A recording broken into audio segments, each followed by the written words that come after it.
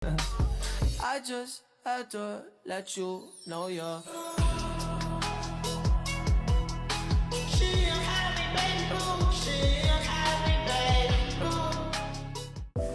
Pernah gak sih lu ngerasa udah belajar berjam-jam, udah ngabisin kopi 3 gelas, begadang sampai pagi, calculator udah habis setengah, tapi pas ujian, blank, kosong, yang lo ingat cuma lirik lagu yang viral di TikTok, atau lo nonton tutorial coding atau desain. Pas nonton, kayaknya oh gampang ini, tapi begitu lo coba praktek sendiri, nggak tahu harus mulai dari mana. Rasanya frustasi. Kita ngerasa udah buang waktu, ngerasa bodoh, dan mikir apa emang gue nggak bakat ya belajar ginian. Gimana kalau gue bilang, masalahnya bukan di otak lo, masalahnya bukan seberapa lama lo belajar, tapi gimana cara lo belajar. Selama ini kita diajarin cara belajar yang salah, cara belajar yang pasif, yang bikin ngantuk, dan yang 90% ilmunya bakal hilang dalam seminggu. Di video ini, kita akan bongkar tutorial cara bekerja otak kita. Dan gue bakal kasih 4 langkah, bukan cuma tips receh. Gimana cara belajar lebih cepat, lebih efisien, yang paling penting, nempel lebih lama. Dan di akhir video ini, lo bakal sadar kalau lo jauh lebih pintar dari yang lo kira selama ini. Oke, sebelum kita masuk ke solusinya, kita harus diagnosa terlebih dahulu. Kenapa sih belajar rasanya susah banget masuk? Jawabannya satu kata, pasif. Coba cek, ini kebiasaan belajar, lo atau bukan? Pertama, membaca ulang. Ini adalah musuh nomor 1. Kita baca buku, kita baca catatan, terus kita baca lagi, dan lagi. Kita pikir dengan membaca ulang, ilmunya bakal nyerap. Otak kita familiar dengan kata-katanya, tapi bukan konsepnya. Ini namanya ilusi kompetensi. Lo ngerasa bisa, padahal lo cuma familiar. Kedua, main stabilo. Ini sepupunya. Membaca ulang, kita ambil stabilo warna-warni, kita tandain kalimat-kalimat yang anggap kita penting. Hasilnya semuanya penting. Dan parahnya, ini ngasih otak kita sinyal palsu. Oh, udah gue tandain berarti udah masuk ke otak. Padahal yang kerja itu tangan, bukan otak lo. Itu bukan belajar, itu mewarnai. Ketiga, merangkum. Tapi kan gue merangkum. Rangkuman lo itu nulis ulang kalimat dari buku pakai bahasa lo sendiri, atau copy paste poin-poinnya, tapi dibikin lebih pendek. Kalau cuma main parafrase, itu masih pasif. Lo cuma mindahin teks dari buku ke catatan. Belajar pasif itu kayak nonton video orang nge-game di YouTube. Lo nonton berjam-jam, apakah otot lo jadi besar? Enggak, lo cuma tahu gimana cara angkat beban, tapi lo nggak pernah ngangkat bebannya. Otak kita itu kan hard drive yang cuma nyimpen data pasif. Otak kita adalah prosesor, dia harus mengolah data. Jadi gimana cara mengelola data itu? Jawabannya ada di solusi pertama kita.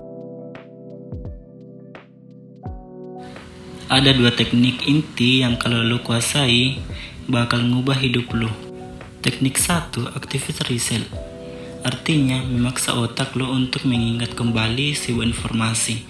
Bukan melihat informasi, tapi mengambil informasi dari dalam kepala. Ingat analogi nge-gym tadi. Activate recall adalah saat lo mengangkat bebannya, itu sakit, itu susah. Tapi disitulah otot lo terbentuk. Gimana caranya? Pertama, tutup bukunya. Setelah lo baca 1 bab atau nonton 1 video materi, tutup. Sekarang ambil kertas kosong, tulis semua yang lo ingat, jelasin ke tembus atau ke kucing. Paksa otak lo muntahin isinya. Nanti lo bakal sadar, tadi bagian mana ya? Ini apa ya? Itu namanya blank spot, and itu bagus. Karena sekarang lo tahu di mana letak kelemahan. Kedua, ubah catatan jadi pertanyaan. Jangan nyatet fotosintesis adalah proses bla bla bla, bukan jadi gimana cara kerja fotosintesis. Apa saja 3 bahan utamanya? Catatan lo harusnya jadi kuis, bukan novel. Ketiga, latihan soal. Ini adalah bentuk activity cell paling murni. Jangan latihan soal setelah lo merasa siap. Latihan soal justru untuk belajar. Salah nggak apa-apa. Justru di situ proses belajarnya. Setiap kali lo berhasil mengingat sesuatu tanpa melihat catatan, koneksi di otak lo jadi 10 kali lebih cepat. Teknik 2, Tufat and Man Technique. Pernah lihat politisi mungkin muter-muter pakai istilah canggih tapi intinya nggak jelas. Nah, itu tanda dia nggak benar-benar paham. Rhys and Firman, seorang fisikawan jenius, punya metode simpel. Prinsipnya, kalau lo nggak bisa ngejelasin sesuatu dengan bahasa yang simpel, berarti lo belum benar-benar paham. Ini cara pakainya. Pertama, pilih konsep. Misal, lo mau belajar soal inflasi, jelas ke anak kecil lo. Lagi ngajarin anak umur 8 tahun, nggak boleh pakai istilah susah. Kayaknya supply, demand and aggregate. Inflasi itu kayak harga permen. Dulu uang 1000 dapat 5 permen. Sekarang 1000 cuma dapat 2 permen. Kedua, identifikasi. Blank spot pas nulis. Lo pasti bakal mentok. Tapi kenapa kok nilainya bisa turun ya?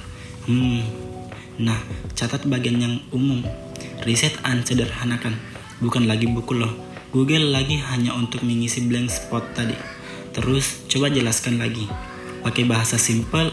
Finem teknik memaksa lo untuk membeda konsep sampai ke intinya. Nggak ada lagi hafalan. Yang ada cuma pemahaman murni. Oke, lo udah punya 2 senjata utama. Aktivis riset buat ngelatih ingatan dan Feynman teknik buat ngelatih pemahaman. Sekarang gimana caranya biar ilmu ini nempel selamanya? Dan gimana cara ngelakuin ini semuanya tanpa buang-buang waktu? 2 teknik ini adalah optimernya. Ini yang bikin prosesnya jadi super efisien. Otak kita itu didesain untuk lupa. Itu fakta. Namanya the forgetting curve. Kalau lo belajar sesuatu hari ini, besok lo mungkin udah lupa. 50%-nya, minggu depannya tinggal 10%. SKS sistem kebut semalam. Itu gagal total. Karena ini, terus gimana cara ngelawannya? Belajar itu kayak nyiram tanaman. Lo nggak bisa nyiram tanaman pakai 10 galon air sekaligus dalam 1 hari. Tanamannya bakal mati. Cara yang benar gimana? Siram secukupnya hari ini. 2 hari lagi, siram dikit lagi. Setiap kali lo mau review pakai aktivis riset yang nggak perlu berjam-jam, cukup 10-15 menit. Lo bisa pakai aplikasi kayak Akri atau Quizlet. Ini jauh lebih efisien daripada belajar 5 jam non-stop semalam sebelum ujian. Oke, tekniknya udah lengkap. Tapi ada satu musuh besar yang bikin semua ini gagal, yaitu distraksi. Setiap kali lo lagi fokus belajar, terus ada notif fokus lo pecah. Otak kita itu kayak mesin diesel. Butuh waktu sekitar 15-20 menit buat panas dan masuk ke metode fokus penuh. Namanya flow state. Kalau tiap 5 menit ada notif WA, itu kayak lo baru nyalain mesin. Terus lo matiin. Nyalain lagi, matiin lagi. Kapan jalannya? Solusinya deep work. Artinya lo mengalokasikan satu blok waktu, misalnya 60 atau 90 menit, di mana lo 100% fokus. Kalau 90 menit terlalu berat, mulai dari yang kecil. Pakai Pomodoro teknik. 25 menit sampai 15 menit boleh cek HP, ulangi 4 kali. Percaya sama gue, 25 menit deep work yang fokus total itu jauh lebih produktif. Lo belajar lebih cepat, hasilnya lebih dalam. Jadi kita ubah total cara mainnya. Berhenti jadi kolektor stabilo, berhenti SKS, berhenti nyalahin otak lo. Belajar efisien itu bukan bakat, tapi skill, dan skill itu bisa dilatih. Mulai malam ini, coba pilih satu hal aja. Mungkin lo mau coba aktivis riset.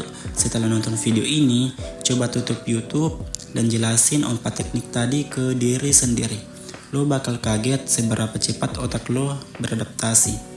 Kalau video ini ngebantu, upgrade, share video ini ke teman-teman yang masih pusing 7 keliling tiap mau ujian. Terima kasih.